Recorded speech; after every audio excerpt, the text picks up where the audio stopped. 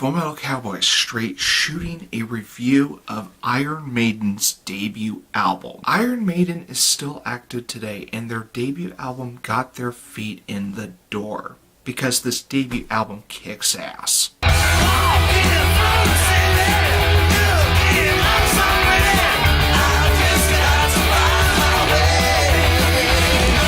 And Iron Maiden's debut album kicks off with Prowler, which is about a serial exhibitionist.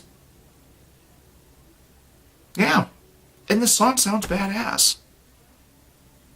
And if there's a problem with that, Dragon Ball got away with having Master Roshi being both a pervert and a badass.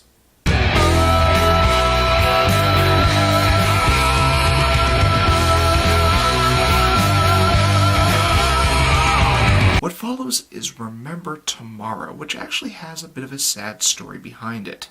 Paul Di'Anno once said that the lyrics were inspired by his grandfather, who became a diabetic and passed away the same year that this album came out.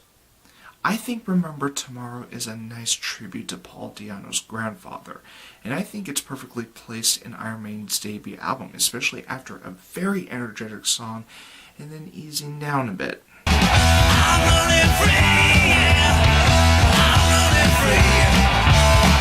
I'm running free, yeah. I'm running free. While the story behind this track does make Paul Di'Anno sound like a complete dick when it comes to his childhood, I don't think anyone would really give a fuck given how Running Free is catchy as hell.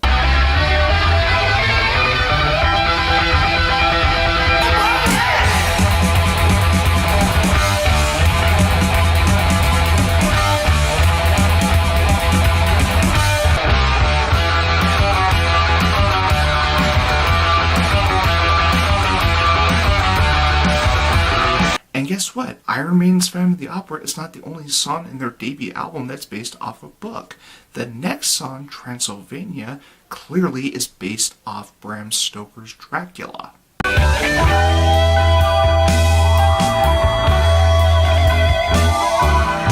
After two tracks that reference books, we have Strange World, which is a nice change of pace, but personally is my least favorite track in Iron Maiden's debut album.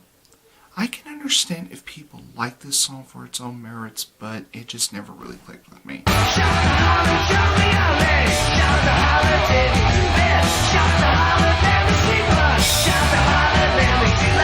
Charlotte the Harlot is the first of a peculiar subject regarding Iron Maiden's discography. There are a few more songs about Charlotte the Harlot. This one's just the beginning.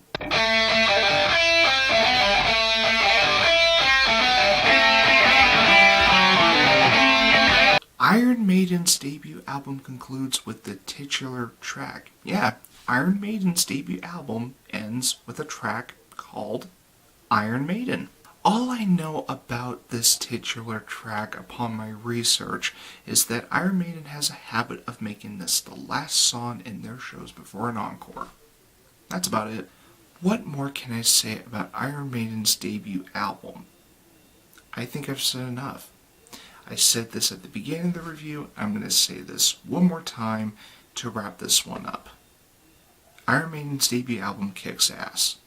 I'm going to be shooting a 9.5 out of 10 for Iron Maiden's debut album. Now that I've begun reviewing Iron Maiden, there is definitely one album from their discography I look very much forward to talking about.